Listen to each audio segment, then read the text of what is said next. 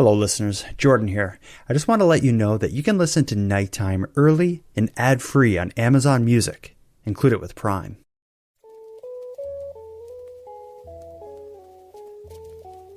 You are listening to Keep Canada Weird, a weekly weird news roundup by the Nighttime Podcast. Hello listeners, and welcome to the weekly Keep Canada Weird discussion series. If you're new here, I'm Jordan Bonaparte, and in Keep Canada Weird, my pal Aaron Airport and I seek out and explore the most offbeat news stories that played out across Canada over the past week. In tonight's episode, which we recorded on March 19th of 2024, Aaron and I really get to the heart of Weird Canada. We hear about a missing exotic cat in Toronto and a $10,000 reward its mysterious owner is offering for its safe return. We'll discuss the anonymous donation to an Edmonton thrift store that includes what may or may not be a guitar autographed by Guns N' Roses. We're going to catch a glimpse of a completely bald raccoon that was found in Cape Breton, and we'll celebrate the BC man who found fame after popping a balloon with an axe on YouTube. So pour a cup of anything except Tim Hortons coffee, and let's get into it. Handsome Aaron Airport. It's that time of the week. It is Tuesday night, which means we keep Canada weird. But before we do, I want to ask you, what's new? How's your new apartment? And is it haunted? Yeah, it's haunted. You knew that because I called you at 4 a.m. the other night, screaming and crying. I was hiding under my bed, and you weren't too happy that I called you at that hour. We have this thing. I say, like, if you have a bad dream, write it down, call me in the morning and we can talk about it. And I don't have the capacity to take on your problems in addition to mine. Yeah, but I needed someone in that moment and you weren't there for me. Well, that's why this Christmas that just passed, I bought you a weighted blanket. And I said, when you feel like you need someone, just squeeze the blanket and it'll be like all your friends in the Keep Canada Weird Army are there with you. Yeah, but the blanket is the thing that's haunted. Oh, shit. That's the issue. I shouldn't have got the one with the face with the teeth. Yeah, with this big haunted ghost on it. This is weird. Let's move away from this discussion. This is way too personal. I want to move on to something I received from a listener that will open the door to our discussion. I spent the last 2 hours before coming on the air tonight filling out envelopes, sending Keep Canada Weird listeners swag, like stickers and stuff, as a result of them appearing on the show by way of voice memo. I got a voice memo this week that I'm going to play because it kind of ties into what I've been doing. Listen to Rachel. Hey Jordan, how's it going? My name's Rachel, and I've been a listener for a long time to the Nighttime Podcast. I love it.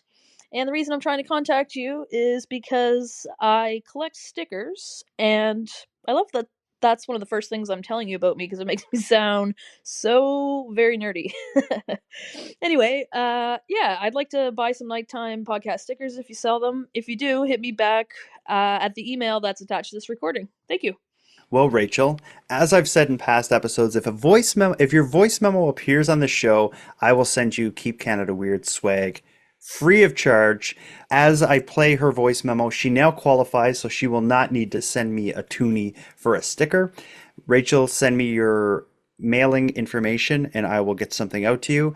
And let that be a warning or message to all other members of the Keep Canada Weird Army who would like to represent the show by way of stickers or pins. Send us a voice memo, and if it makes it on the show, you will get that sent to you free of charge.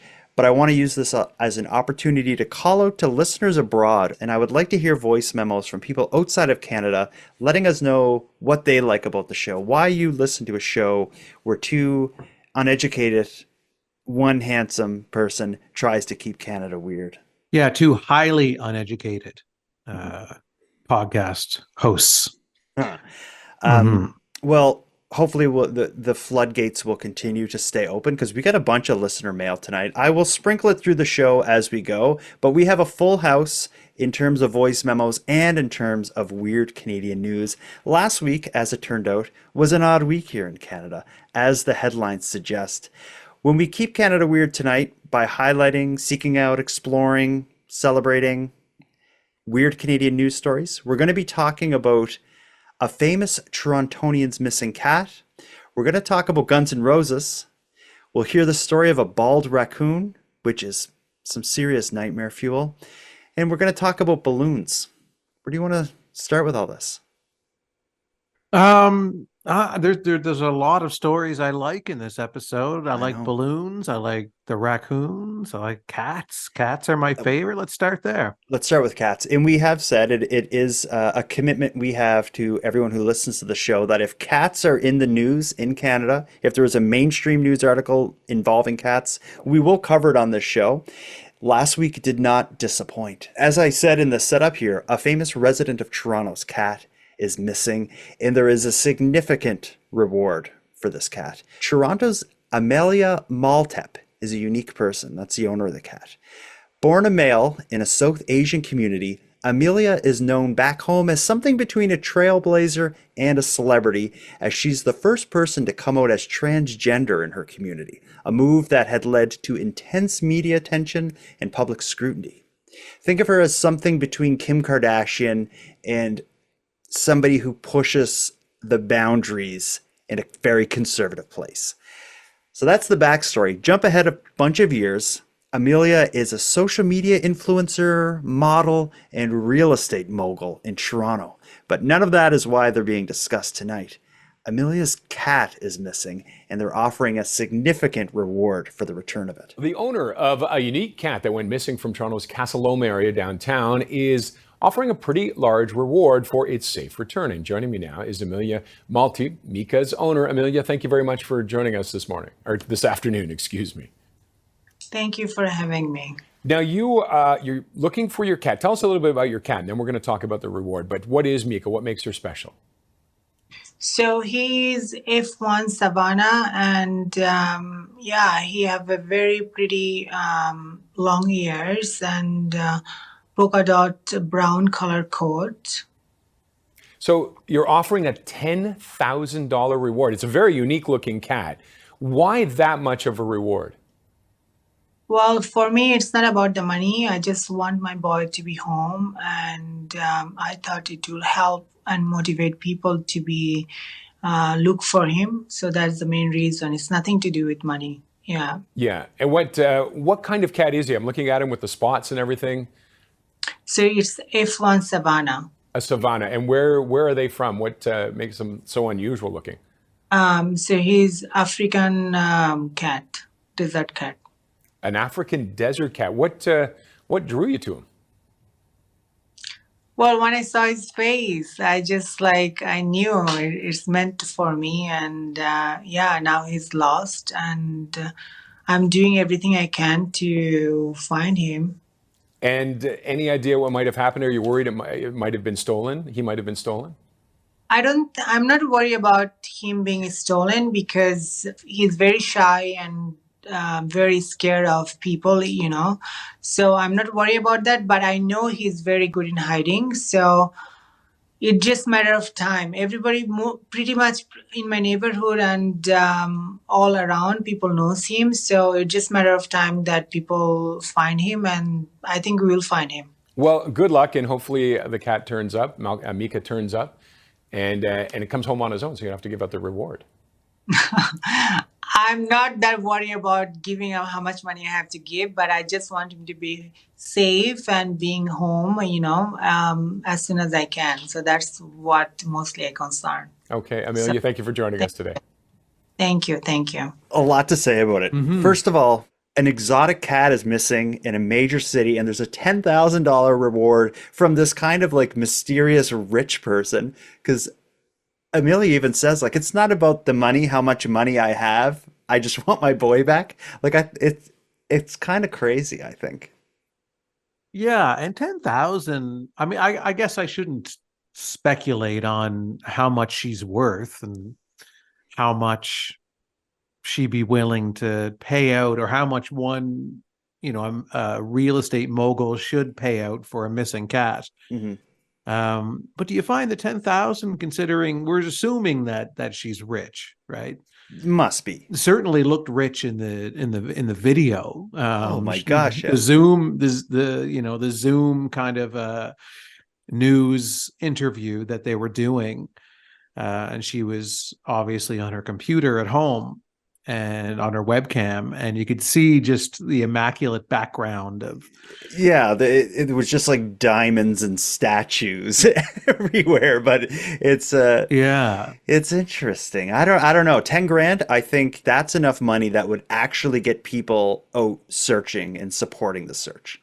But if I had the money, I'd go higher than that. I'd go 20,000, 30, 40, 50, because that's when you're really gonna perk people's ears. It's because 10,000, it's like, well, I gotta. It's gonna bring out some people, but it's not gonna bring out everybody. So I would have went right for the throat and slapped $100,000. Yeah, $50,000 reward for anyone who finds my cat. Yeah, I guess if you had the money, this big difference is this cat in this story is like an exotic, probably expensive cat. Like I've never seen one of those like where you could just like get one of those weird savanna cats. For people who don't know what a savanna cat is, it looks just like a tiny little like tiger kind of thing or something. Almost like a leopard or something. But yeah, 10,000, I think it's unique. Again, this is going on the assumption that she's wealthy. Certainly is giving the appearance of wealth. I have to say that I find the $10,000 coming from a wealthy person to be a low ball reward. Now, I'm sorry. To me, $10,000 is that's a lot of money, but yeah, it's a lot of money to me. Like I wouldn't be able to scrape together $10,000. But you would not describe either of us as like real estate moguls, social media influencers and such. Yeah. Like I could probably, scrape a couple grand together to say if my cat was lost and be like, a reward of $1,000 or $2,000 or something at the most. But, but $10,000 coming from her seems low to me. Yeah. Okay. Well, especially because it's a rare cat. That cat might have cost $10,000 or. Yeah. And I hope the cat's hiding and it's going to just find its way home and everything will be okay. If not, I hope someone finds the cat and cashes in that reward and goes on the news to talk about it, because that would be something, I'm sure that would be another interesting piece of news in Canada. Right. Now, I hope the cat is found. I'm a big cat fan, as everyone who listens to this show knows. However, if somebody hears this story on our podcast, Keep Canada Weird, and then goes out and finds the cat after that, having been alerted of the missing cat through our podcast, we want a percentage of that reward money. Not want, deserve, are entitled to. All of those words. Yeah, well, we'll see if that happens. After you claim the reward, reach out, listeners. I will send you some nighttime stickers. You send us $2,500. Let's move on to the next story. Since we're talking money and wealth and financials, let's get into the story of a possibly valuable thing turning up at a Goodwill store in Edmonton. It could be valuable, but it could also be a hoax.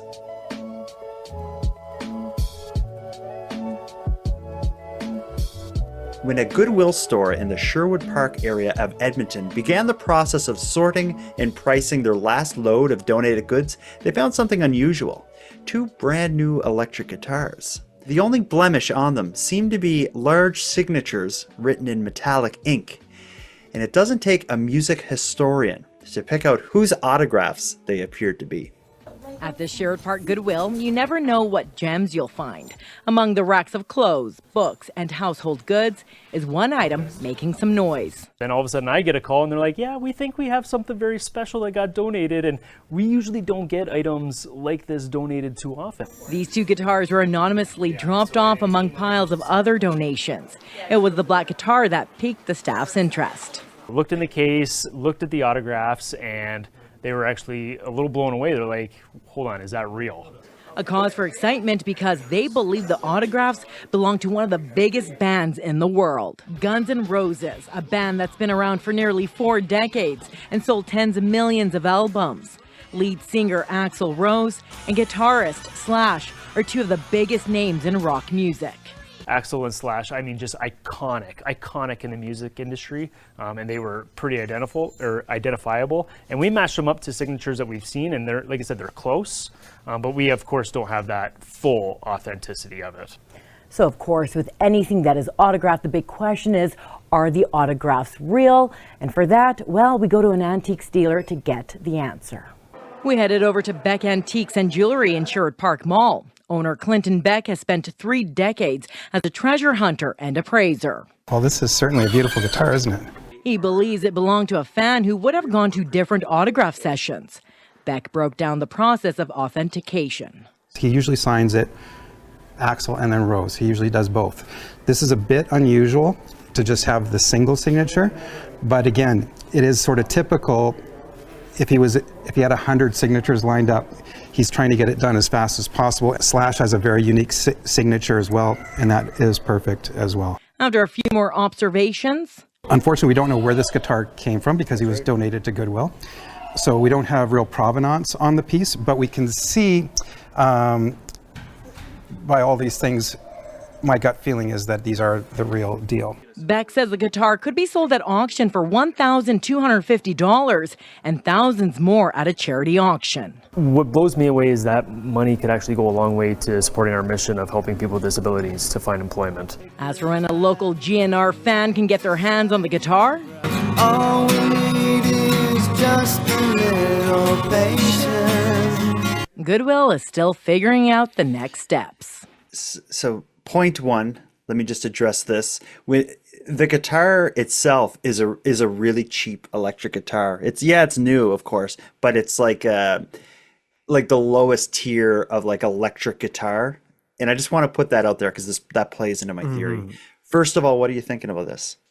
Well, it's funny you mentioned that because the gentleman at the antique store, yeah, he's like a beautiful guitar. Beautiful guitar. Yeah, I'm like, no, it's not. That's like really cheap. Yeah. And basic. Yeah, it's mid. It's a mid guitar. And I think that's kind of a sign in my greater theory. So I will tell you, there is this kind of prank that people do. It's not common, but it is something people do, and it's donating stuff to a Goodwill shop, and like say a book, and putting a signature, like an author signature in the book, and then going back to the Goodwill shop like a week later or something and see if they have it in like the valuables area, and you've tricked them. And I kind of think maybe that's what's happening here. And the reason why, let me lay out my theory, is in this news piece, they show the guitar and you can see the signatures. And I don't know signatures; they look like real signatures. But one of the quote unquote members of Guns N' Roses wrote their name. I don't know if it was Axl, but it's like Axl 2014. I think that was, it might have been Slash that wrote 2014. Slash 20, yeah. And when I looked, for people who know the history of Guns N' Roses, huge, successful, one of the biggest rock bands of all time, they had broke up for a long time, and the original members weren't in the band. During 2014, when the guitar is said to have been signed, they were split up. So they wouldn't have all been in the same place to sign autographs. They've since reunited, but that happened in 2016. So they weren't in the same place to all sign it. So I think that's why they present the theory, and we hear this in the news clip, that the person who owned the guitar would have had to go to multiple signings. So they would have had to go to see Axl and get him to sign it, go see Slash somewhere else, get him to sign it, and get all 4 members to sign it separately.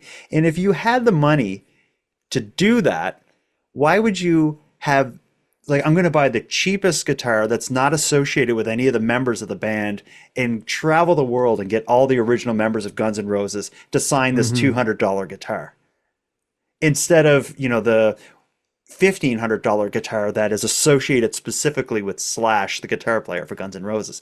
I believe this to be a prank. And someone's probably laughing at what they were able to do with a Sharpie and a $200 guitar they wanted to get rid of. Now, going back again to the antique dealer in this story, he points out and claims that the Slash autograph is perfect. You're suggesting that they are fake autographs. But the antique dealer is saying that that slash one looks real. But he's an antique dealer, not like a music memorabilia appraiser. Like antique dealer says it's real, podcaster says it's not. Who are you going to believe?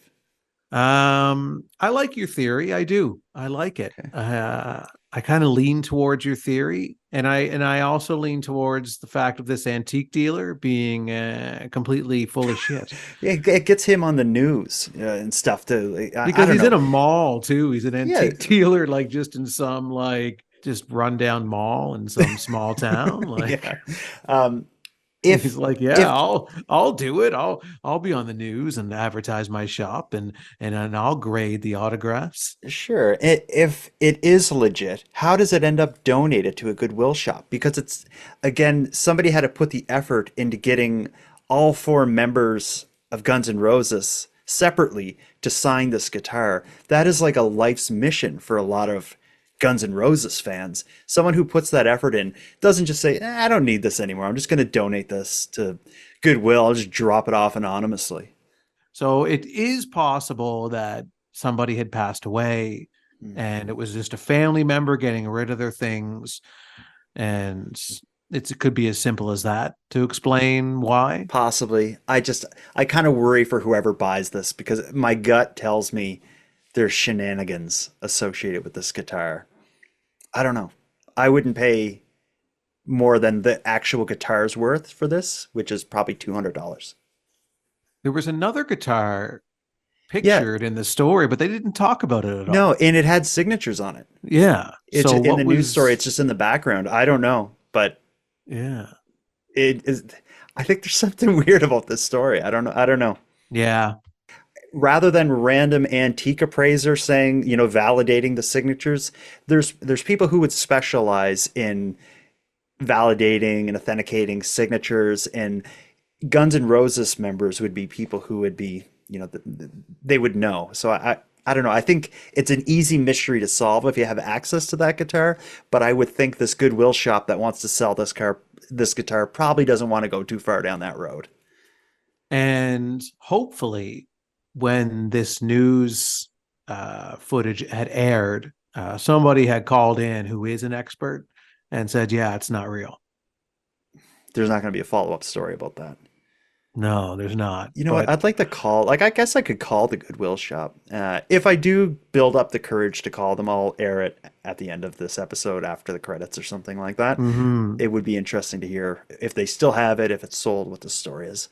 We will give a follow-up if I learn more, but we may never know. But let's move on to the next story. Before we do, actually, let's move to a voice memo, because I got a bunch of them. This, I hate to bring it up. This relates to egg/egg. Victoria believes it could be a hoax, could be misdirection. Listen to this. Okay. This is an unexpected voice memo from Victoria. Hi guys, Victoria here from upstate New York, weighing in on the whole egg-ag debacle. When I first heard you speak about this, I was under the assumption that you were changing ag to egg on purpose to poke fun at the small ag town.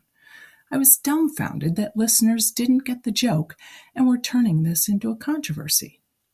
Now, with the benefit of further thought and additional listener comments, I think maybe you were both paid off by the great animal uprising lobby, which asked you to change ag into egg to get the chickens on board with the whole movement. Either way, both scenarios are very on brand with Keep Canada Weird. Keep up the great work, guys, and stay riz and drippy. Do you remember what those words mean? Oh, yeah. I do remember that, riz is like charisma. Right? And drip is just... Drippy is it's good. You look cool. It's very drippy. The person looking for their cat definitely had a drippy vibe, and the cat actually had a drippy vibe. That cat was drippy, man. That was a drippy cat, I must say. I wanted it. Yeah, well, Victoria, I don't know who is behind egg/egg-gate, but I will tell you, Aaron and I were genuinely and legitimately misunderstanding what an egg town is. There was no acting or sarcasm related to that. No, just just rolling with life's punches. Two hyper uneducated guys talking about weird stories in Canada and not knowing what's going on. Another callback to last week's episode. This wasn't a voice memo. This was an email I got. Someone saying, like, you guys talked about, the story about the baby being born on the plane. Did you know about this? And it was an email, or it was a link to an article in Quebec. Do you have the show notes in front of you? Maybe you can read it. If not, I will. I can get the show notes up. Don't hurt yourself.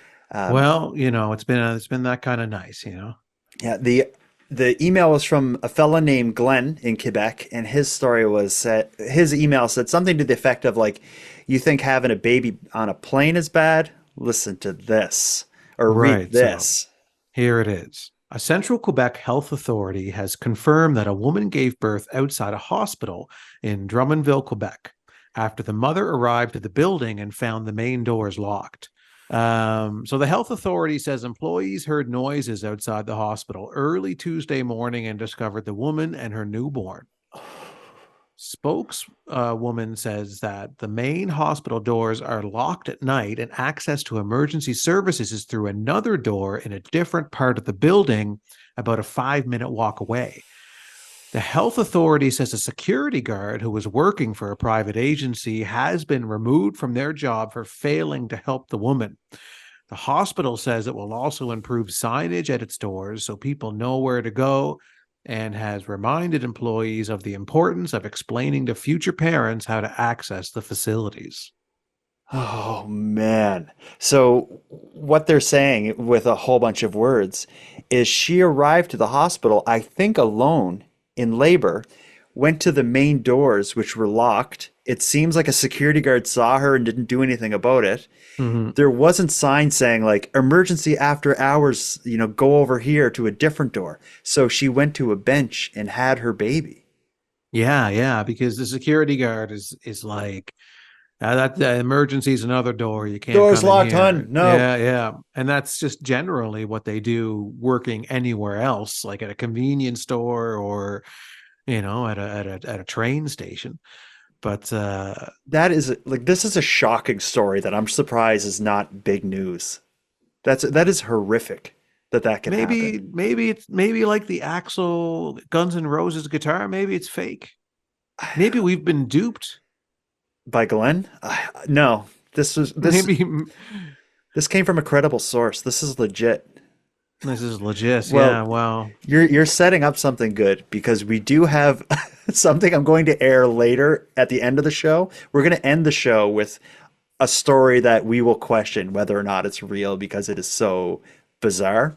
But what we need to do is get an antique dealer in a mini mall to come on the show and tell us what stories are real and what stories are just fakes. Just fact check as we go. Mm-hmm. Yeah, absolutely. Oh, we could do it. Well, this next story that I'm going to get into here, I would have believed it was fake. The photo associated with the story doesn't look like anything I've ever seen on this planet. It looks like AI throwing up stuff from nightmares, but it is true. It involves a mysterious animal. So Hope for Wildlife, which is a wildlife rehab center, received a call from some residents of Cape Breton Island who reported an mystery animal in distress that was roaming around the area.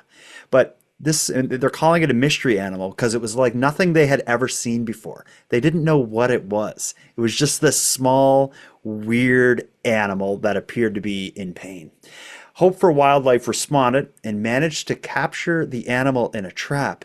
When they inspected it, they identified it as a raccoon with alopecia, which is like makes your hair follow. Well, they believe it to be alopecia. So the raccoon was hairless. Listen to this story. For people who are only listening to the podcast, Google this to see what a hairless raccoon looks like. But here's the story. So we had an interesting call from some concerned people that lived in Cape Breton. They'd come across an animal, they weren't really sure what it was. And once we got a live trap and were able to bring him in, it was clear that he was a raccoon, but he's a bald raccoon. We don't see it very often, but in every species we do get cases in where the animals come in bald. But it might happen once a year with raccoons. I think I've only seen 2 others in all the 25 years I've been doing this work. We're going to sedate him over the next couple of days. There's no big hurry because he's healthy, and just do some skin scraping, maybe a biopsy just to be sure it's something genetic like alopecia, something like that. The question will be, can he ever go back to the wild with no fur? Maybe it's something that we can fix with nutrition. It's really hard to say, but how this little guy lived through the whole winter without any fur, I don't know. So he would have, succumbed to the temperatures if he wasn't probably sleeping away a lot of the winter and not coming out very often. But he looks really healthy. One of our staff named him Rufus after a TV show character that she was familiar with when she was growing up. I think the long-term prognosis is good. However, he may not be able to have a typical life in the wild. A bald raccoon, as it turns out, looks kind of like a mini kangaroo or something. When I first saw this story a few days ago, and when I first saw the raccoon, the hairless raccoon, I would have mistaken it for like a cat, like those hairless like cats, the Sphinx kind of looking things. Yeah. It does kind of have that look to it, but its shape of its face is different. It kind of has the body of a Sphinx cat in the head of Wile E. Coyote. If you know the drawings of Wile E. Coyote, that's kind of what the raccoon's head looks like. Is like the way Wile E. Coyote from the Roadrunner comic cartoons or whatever was drawn. It looks really freaky. I'm surprised the thing managed to survive the winter. In the news clip we just watched, the bald raccoon is indoors looking freezing. It's just like shaking. I know, this little skinny, it's all just skin and it is really creepy. Now, if this hairless raccoon went missing, what kind of a reward would you put up for it? What's rarer than a hairless raccoon? You heard the lady from Hope for Wildlife. She's been doing it a long time. I think she said she only saw 2 of them in the 25 years she worked there. This is a $50,000 reward for something like this. Wow. More than the African desert cat.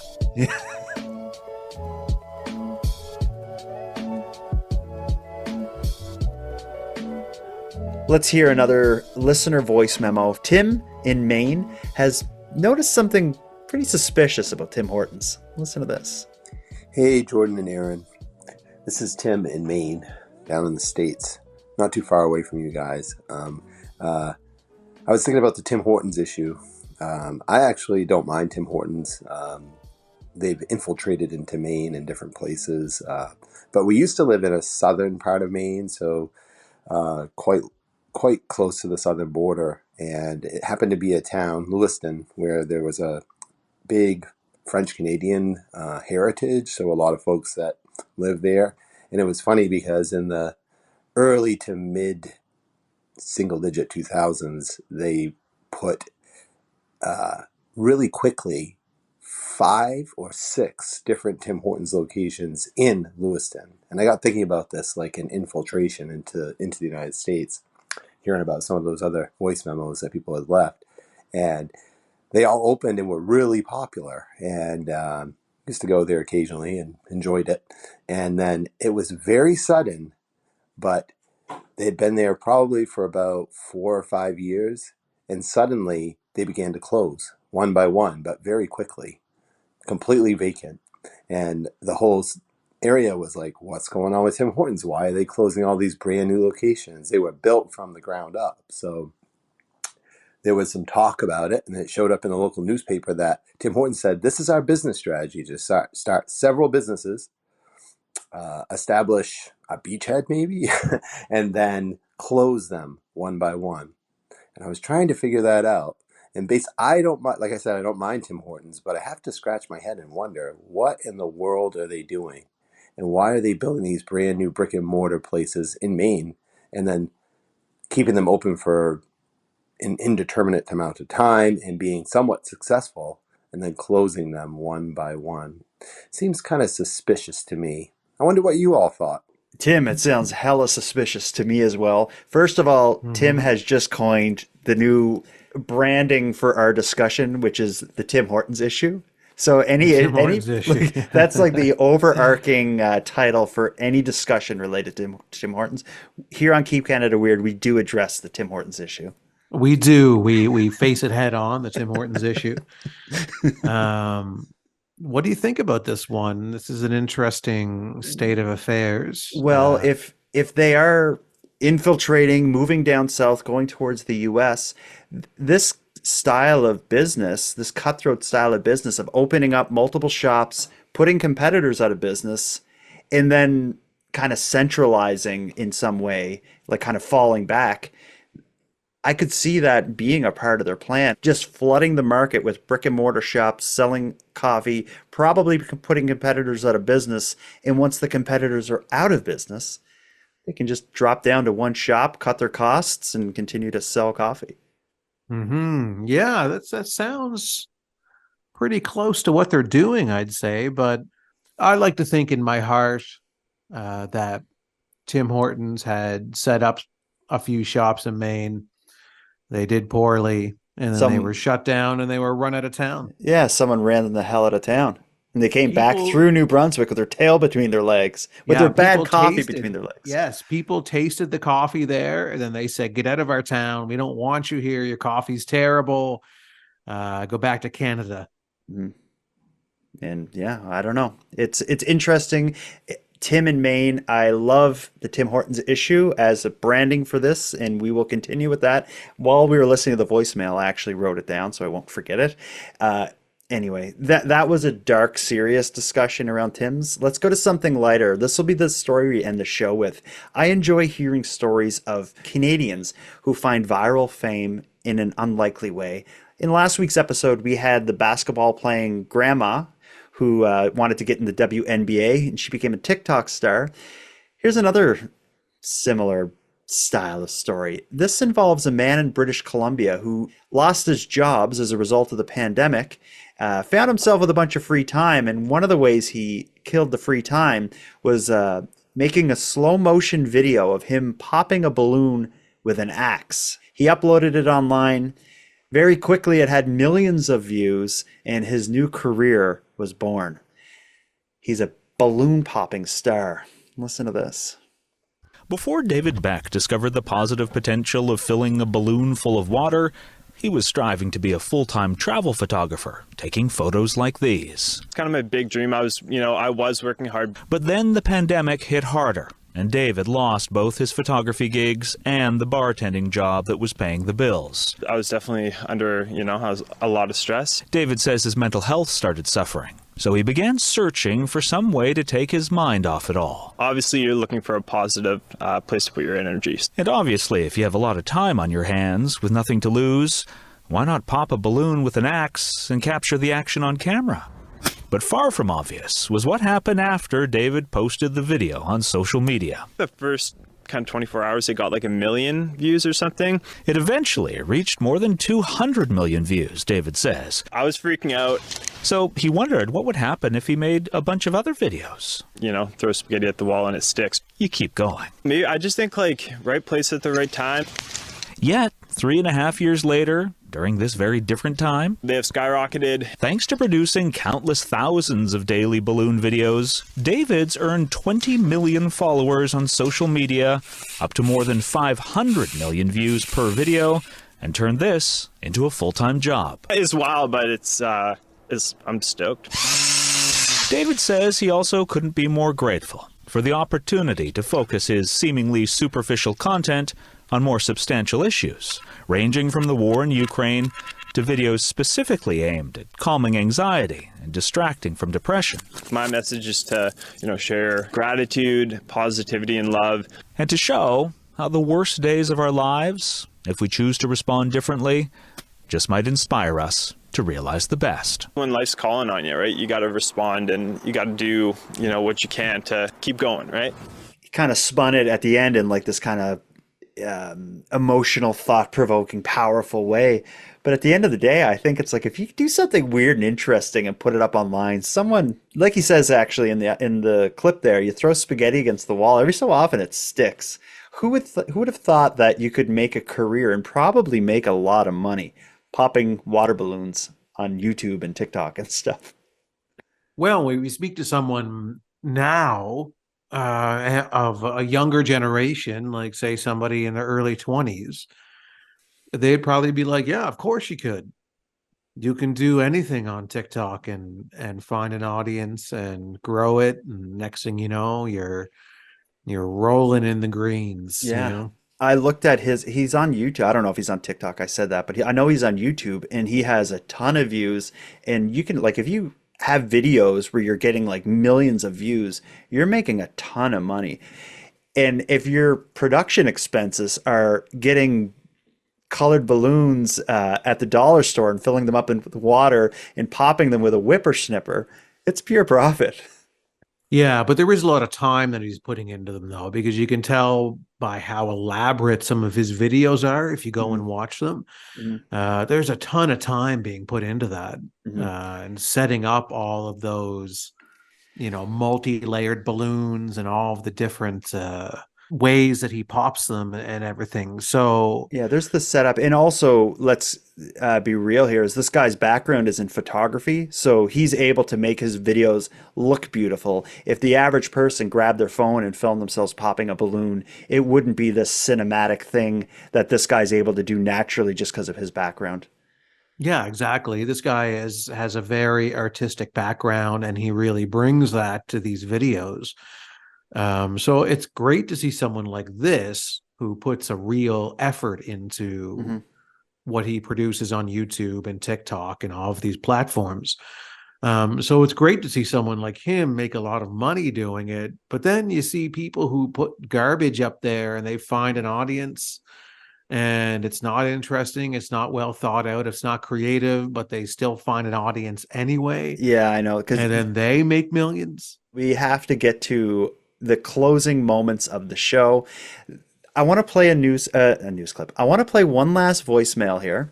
This is from a repeat voicemail sender. So this is a trusted source. I have no reason to question the credibility of Teresa, but this story is so bizarre that I'm left just asking you, Aaron, is this story real?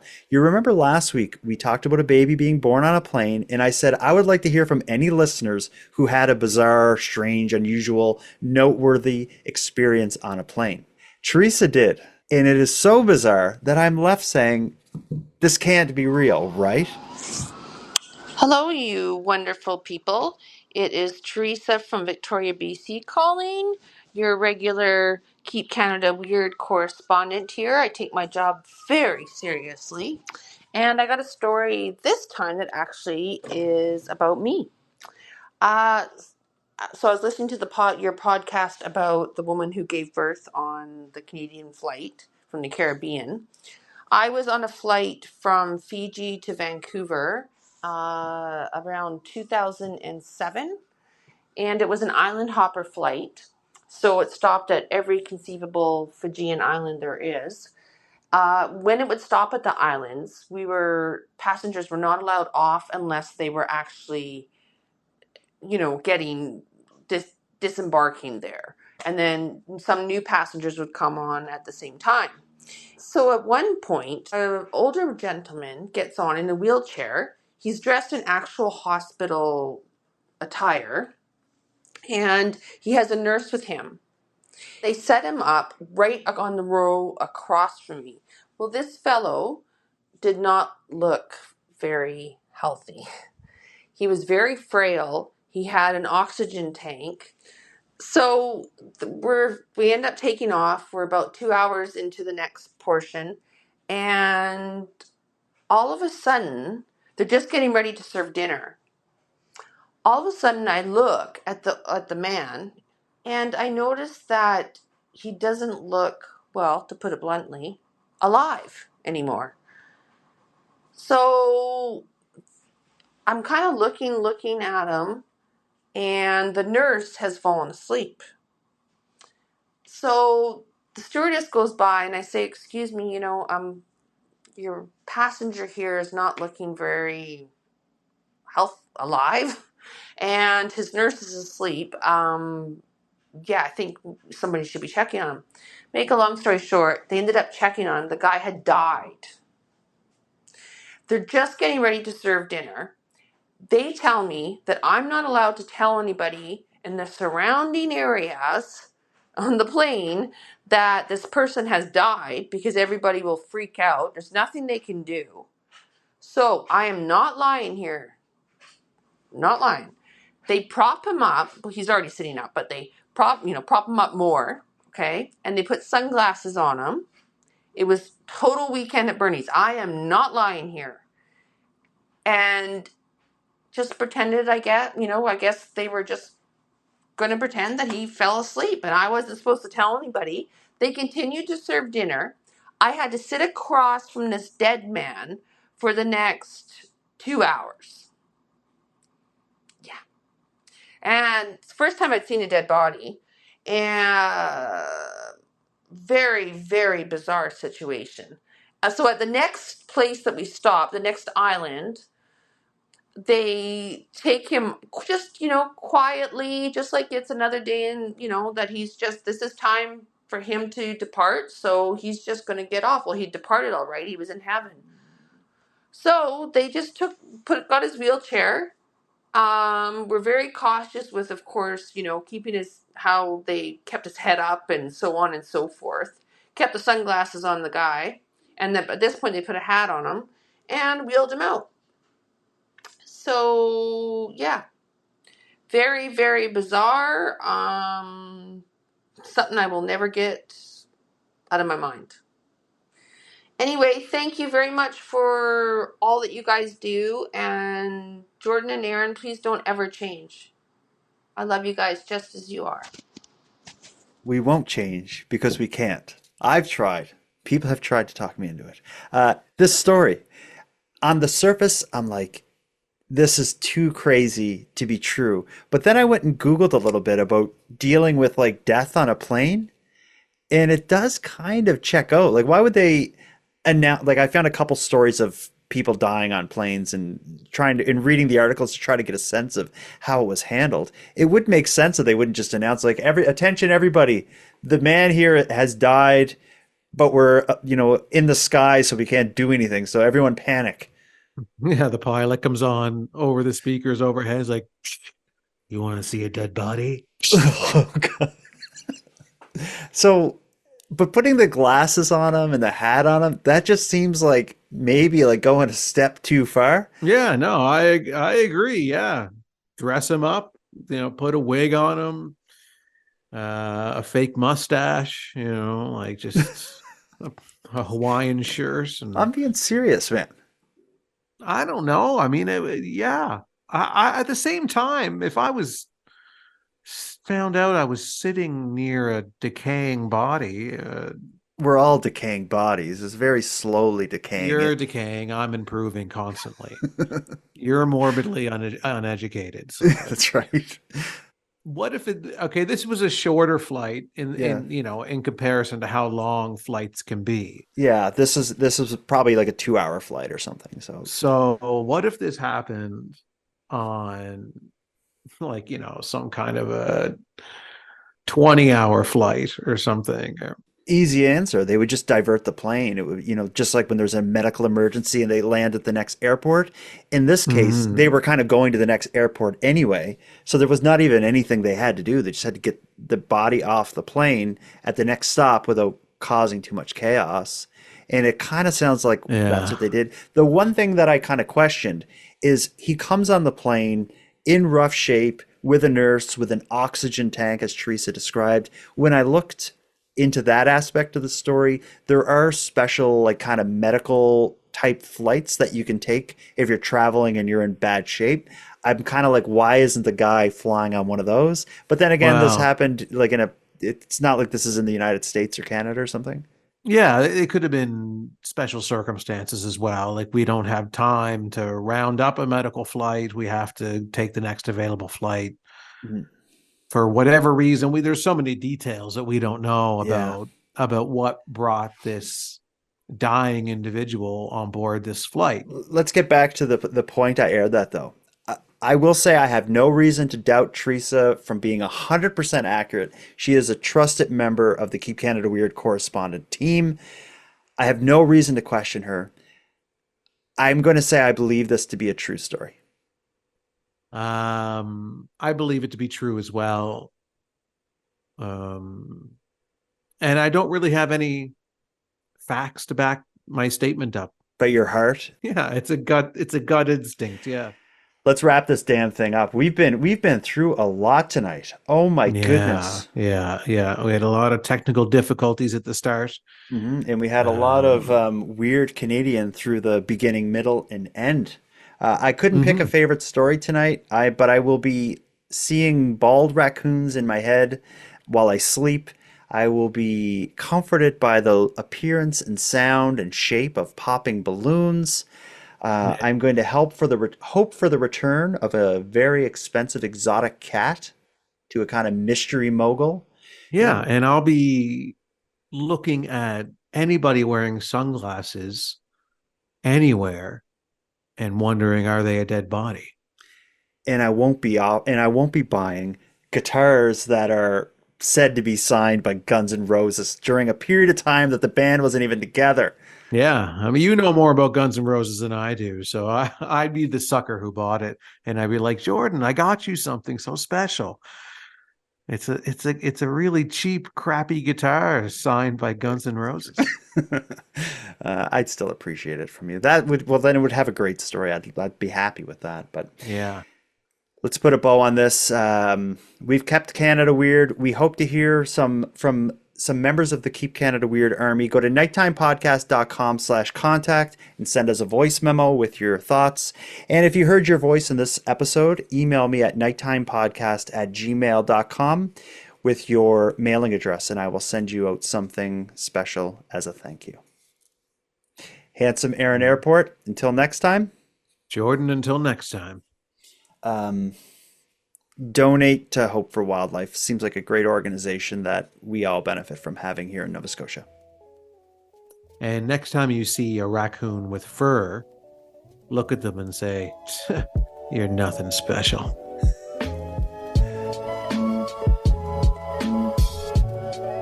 I want to thank you for helping Aaron and I fulfill our mission to keep Canada weird, but let us also call out to you for even greater support.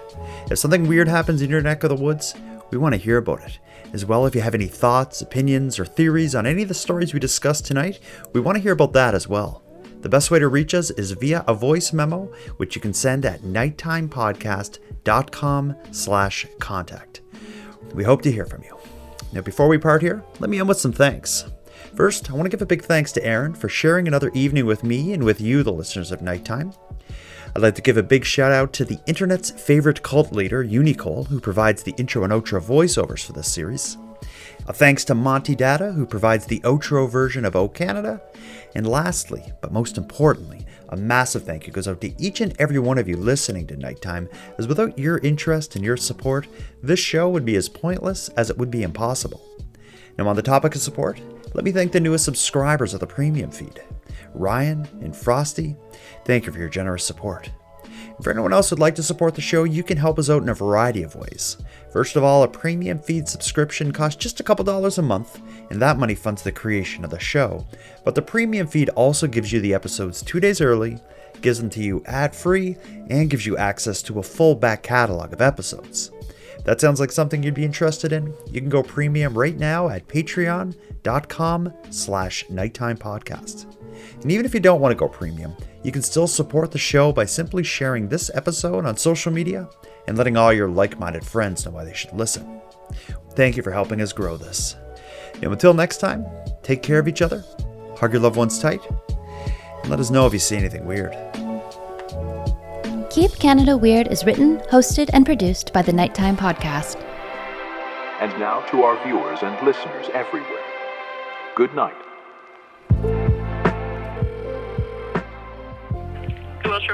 Speaking. Hi, I'm calling about the Guns N' Roses guitar I seen in the news. Are you the right Goodwill with that? Yes, we are. It's not in store currently. We're still trying to make a decision on how it's going to be sold right now, but we should have more information more towards the end of the week. Oh, okay, so right now it's not in the store for sale. It's still like being researched or whatever, I guess.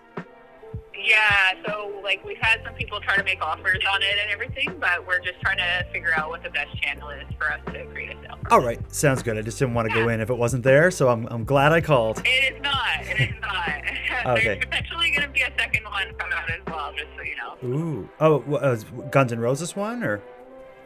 No, so in the news broadcasting, if you saw the guitar that was next to the Guns N' Roses one, it's actually signed by Van Halen. The two like dominant signatures, unfortunately, have rubbed off over the years. Okay, cool. But yeah, there is potential that one of those will come up as well. Ooh, interesting. All right, cool. I'll stay tuned for that. Well, thank you so much for the information. Take care. Yeah, no problem. Bye-bye. Bye.